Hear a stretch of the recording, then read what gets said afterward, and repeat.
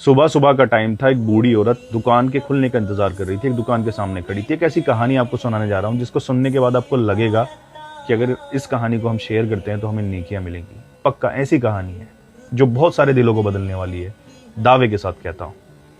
बूढ़ी औरत एक दुकान के सामने खड़ी हुई है। दुकान खुली नहीं थी, दुकान के खुलने का इंतजार करती है। दुकानदार आता है। अब वो बूढ़ी औरत हमेशा ना भाव के ऊपर लड़ती रहती थी उससे। तो दुकानदार देख के उसको फिर से उसने दिमाग में यही डाल लिया कि फिर से लड़ने के लिए आ गई है।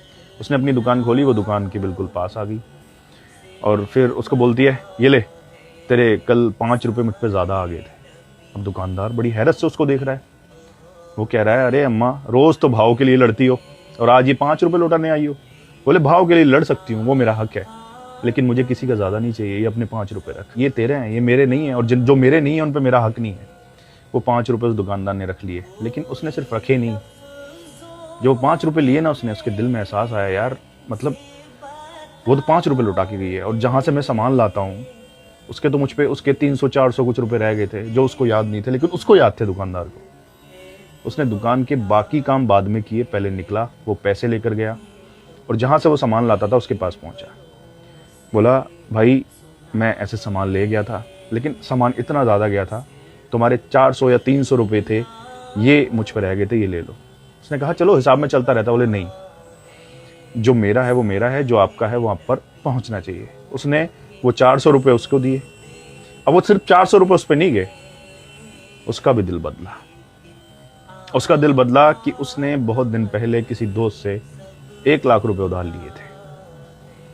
अब वो 1 लाख रुपए जिससे उधार लिए थे, वो दोस्त दुनिया छोड़कर चला गया, मर गया, रहा नहीं। अब ये किसी को पता नहीं था कि उसने 1 लाख रुपए उधार लिए उसके सिवा जिसने लिए थे। उसको ये एहसास हुआ, मैं गलती कर रहा हूँ या मैं गुनाह कर रहा हूँ, कोई नहीं पहुँचा रहा उसका। उसने सिर्फ 1 लाख नहीं लिए, क्योंकि 1 लाख उसने कारोबार करने लिए थे और कारोबार उसका अच्छा चला उनसे, तो उसने 5 लाख लिए और वो 5 लाख लेकर उस दोस्त के घर पहुंचा जिसने 1 लाख उधार दिए थे उसको सालों पहले। उसके घर जाकर उससे बोलता है, अब उसके बच्चे तो यतीम ही थे ना, बाप नहीं था। बोलता है, ये बाप तुम्हारे पापा ने दिए थे।